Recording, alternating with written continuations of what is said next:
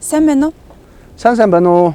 Та өмнө ярилцлаганда улс төрчид томоохон бизнесмэнүүд бусдын бизнесийг нэрмдэг тухай ярьсан. Тэр дундаа хуульчид гар хөл болгодог гэдгийг хүндсэн. Энэ талаараа та дэлгэрүүлж өгнө үү? Тухайлбал шүүгч энэ үйл ажиллагаанд оролцож байна уу? Ер нь шүүгч хэм байхгүй шүүгч прокурор мөрдөгчд нийлээд одоо энэ үйл ажиллагаанд оролцож байгаа шүү дээ. Над дээр нэг хэрэг ирсэлдээ эхнэр нь өмгөөл үсээр надад илж уулцсан. Тэр юу байсан гэхээр энэ Баянзүрх дүүргээс манай нөхрийг одоо барилчлаад хорчлоо.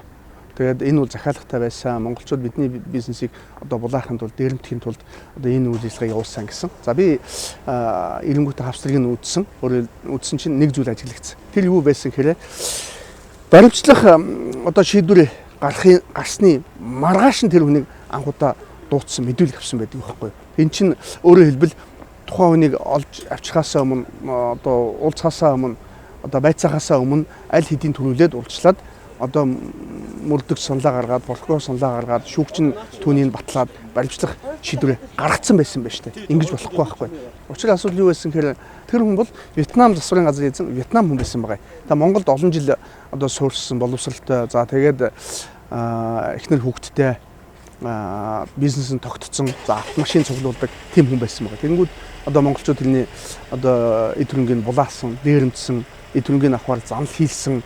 За тэгээ бизнесээ өгөж шахаж шаалцсан. Хамгийн сүүлд гэхэд чинь Нарантуул зах дээр хажууд гэрлэн тохиондор явж яхад нь машинаас нь шууд чилж буулгаад машиныг чи би авлаа гэж хэлээд Прадо машин унаа авчихсан. За тэгээ энэ асуудлыг одоо тэгвэл хуулийн байгууллагад хандна гэж хэлэнгүүт тэгвэл чамайг төрүүлээд чи хэрвээ ингэж байгаа бол цагдаад өгч нь эрүүгээр үүсгэж чинь чамайг хориулчихна. Тэгээ яахад чи харъя гэдэг байхгүй. Яг энэ хэлснээрээ болдог. Гэртээ хараад байж идэл Баянзүрх дүүргийн цагдаагаас дуудсан чинь танд холбогдуулан гомдол гаргасан. За тань дээр эрүүгээр үүслээ. Таныг одоо баримтлана гэдэг юм зүйл ярьсан. Ингэнгүүтээ нөгөө нөхөр өмгөөлөгч дуудана гэд байгаад байсан. За тэр хооронд нөгөө захиалгатай болооч тэр юм нөгөө мөрдөгч прокурортой саналаа танилцуулна, прокурорын саналаа шүүхэд танилцуулна, шийдвэр гаргацсан.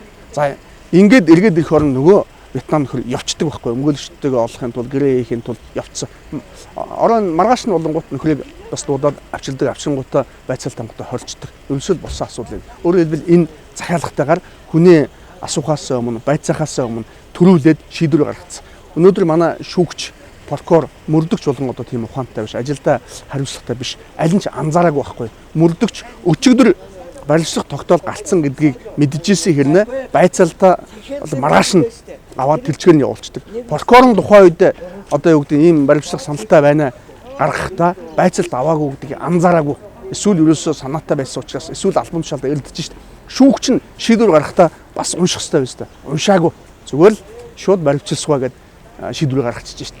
Ийм л байдлаар одоо асуудалд одоо хандж байгаа юм. Энэ тохиолдолд шүүгч прокурор мөрдөгч хариуцлага хүлээдэггүй. Хүлээсэн үү? Албан тушаалаа өгөөл дуусгав. Өөр хариуцлага хүлээх үндэслэл байдаг юм болов? Ер нь бол гэмт хэрэгштэй. Өөрөөр хэлбэл өгсөн бусдын төрөнгийг булааж авах, дээрэмдэж авахд өгсөн хувьдж оролцож байгаа асуудал байж болно. Үгүй бол юу гэдэг нь албан тушаалда хайн хандсан байж болно. Эсвэл ургуулсан ашигласан байж болно.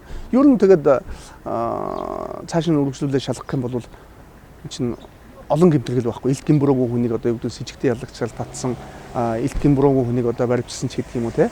Гэх мэт олон одоо гэмт үйлдэлүүд байгаа. Үнийг одоо шалгах хэрэгтэй байхгүй. Тэгээ хариуцлага хүлээх хэрэгтэй. Ер нь шүүгчийг хариуцлага алдсан гэд хэр их огцруулдаг вэ?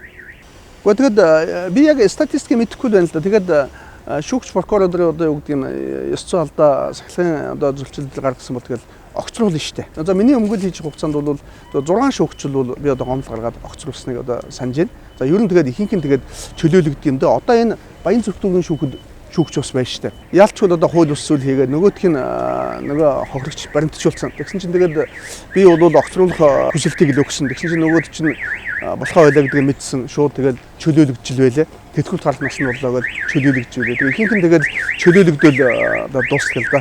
Ер нь бол энийг цааш нь шалгуулах хэрэгтэй. Гэхдээ харамсалтай нөгөө нэг үйлчлүүлэгчид одоо юу гэдэг юм те бол цааш нь явахыг хүсдэг. Тухайн асуудлаа шийдүүлээд шийдсэн бол болоо гэдгээ явчихдаг. Уул нь цааш нь эцэст нь нэгэн цэний гэмтрэг үлдэж штэ өнөөдөр.